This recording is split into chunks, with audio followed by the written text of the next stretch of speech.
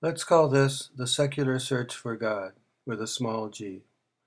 Now, you may think that a secular search for God is a contradiction, but I do not. Not at all. I think that the scientist, whether he or she knows it or not, is in fact searching for God.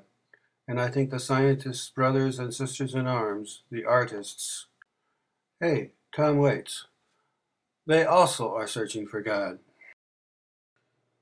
Now, who is nearer to God? The famous atheist Christopher Hitchens? Or one of the true believing Bible guys he debates from time to time? This is going to be shocking news, Christopher Hitchens, but it is you who are nearer to God.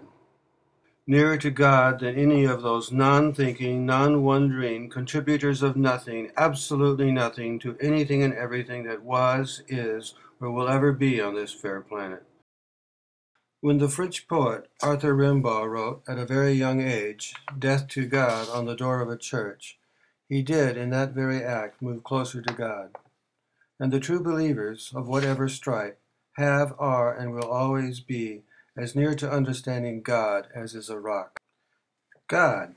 No, no, no, not that guy in whose image we were made. And no, no, not that guy dictating rules, regulations, and lunatic ravings to perverse prophets. And no, no, not that guy who demands obedience, and if he does not get obedience, will have his henchmen kill all of the offending parties. There is another God. It's the God to which the poets and the painters have been singing for a long, long time. Hey, it's E. E. Cummings here. A Joseph Campbell kind of God. The God that Carl Jung spoke of. Symbolic, mysterious. So, here and now, let's start a rogues gallery of godless God seekers. First up, Rainier Maria Wilke.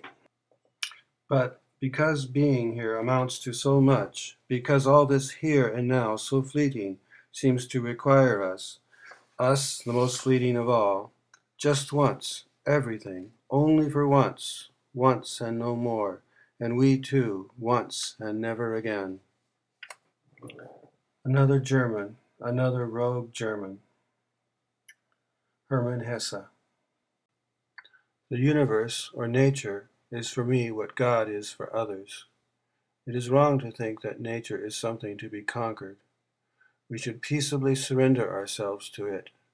We must deliver ourselves up to the great current. Next, Sylvia Plath, the poetress of blackness, a suicide at 30, from the poem Black Rook in Rainy Weather. Although I admit I desire occasionally some backtalk from the mute sky, I can't honestly complain.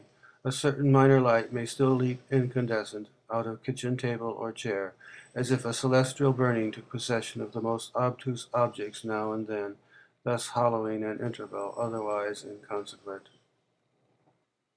Finding God in a table or a chair. Pretty darn secular, don't you think? I'll say a few words about Walt Whitman, a name we all know, but a voice that needs to be heard, over and over and over. His Leaves of Grass is more than a classic book of poetry. It is the entire 19th century of America. It is what America should have been, could have been, to the world, to the universe. Why didn't we just replace the Bible right then and there in Manhattan in 1855 with Walt Whitman's Leaves of Grass?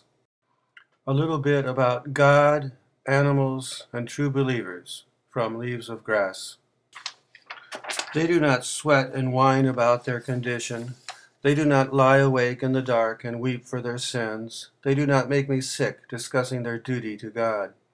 Not one is dissatisfied. Not one is demented with the mania of owning things. Not one kneels to another, nor to its kind that lived thousands of years ago. And last but not least, Henry Miller. His search for the wordless God, the God between the lines, the God that never was, the God that will always be. Once you have given up the ghost, everything follows with dead certainty, even in the midst of chaos. From the beginning, it was never anything but chaos.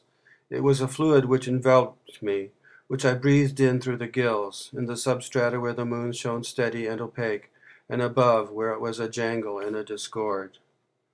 I had no more need of God than he had of me, and if there were one, I often said to myself, I would meet him calmly and spit in his face. Oh, hi Albert. So, what am I saying here? I am an atheist, but I can still use the word God, and I can attach it to science, and I can attach it to art, because within science and within art there is something for which no other word than God works.